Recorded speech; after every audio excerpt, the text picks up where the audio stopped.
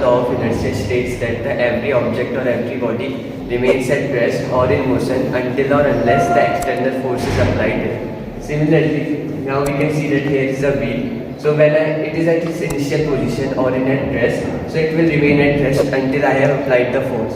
But when I move this, spin this wheel, so here we have generated the angular momentum, similarly like a linear momentum, but we are spinning this wheel above its axis. So it has generated angular momentum. Here the angular momentum is conserved because there is no torque and it is not changing its direction of plane. This is the whole plane and it is not changing the direction. So you can say that the angular momentum is conserved there. But when I rotate its axis above it, and when I spin this wheel, you can see that it is changing its direction. Here it means that the torque is acting on the wheel due to the gravitational force. So it is changing its direction, hence angular momentum is not conserved here.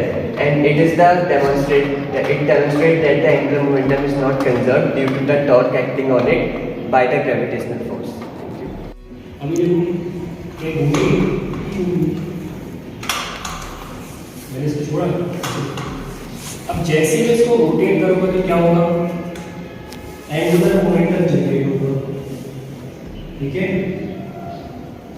Straight line. Acid and metal react with each other and produces the hydrogen gas. Now we are putting the zinc in the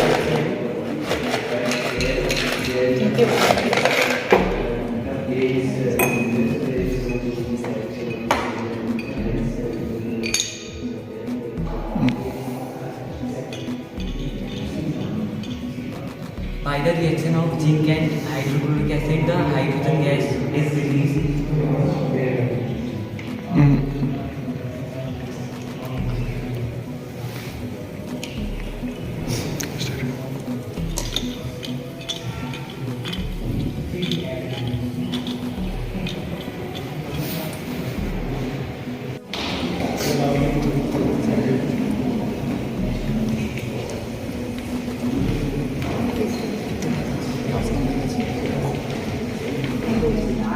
को समझने आए हैं chemistry और physics दोनों के basis पे।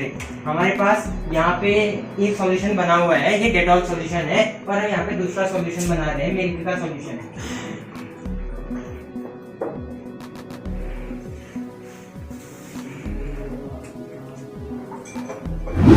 तो हमारे पास यहाँ पे दो सॉल्यूशन रेडी हो गए।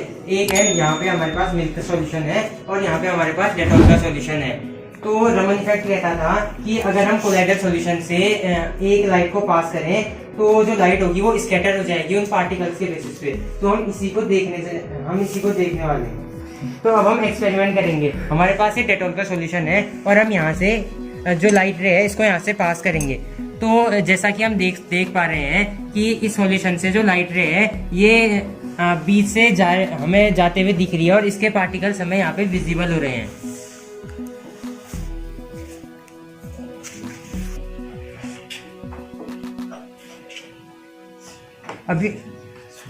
अभी हमने डेटॉल का सॉल्यूशन से हमने लाइट पास करा के देखी। अब हम सेकंड मिल्क के सॉल्यूशन से लाइट पास करा के देखेंगे।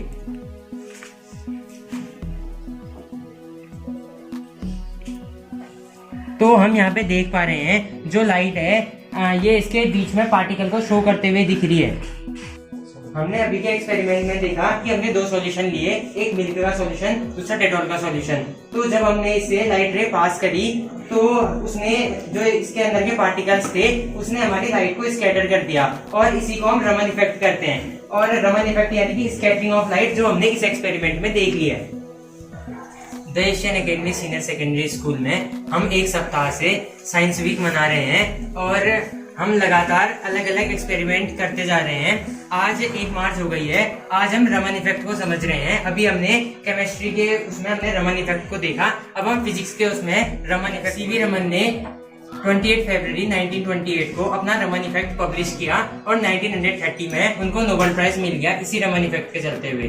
तो हम आजकल की डेली लाइफ में देखते हैं कि जो हमारा स्काई है वो हमें ब्लू दिख रहा है, जो हमारे क्लाउड्स हैं वो व्हाइट दिख रहे हैं, या फिर जब बारिश हो जाती है तो हमें वो ब्लैक कलर के भी दिखते हैं। और जब जो हमारा रिवर वाटर है या फिर जो सी वाटर है वो कहीं कहीं पे हरा, कहीं कहीं पे नीला दिखता है। और ऐसी बहुत सारी चीजें हम अपने सराउंडिंग में देखते हैं। तो इन्हीं चीजों को एक्सप्लेन करते हुए रमन इफेक्ट ने अपनी थ्योरी दी थी।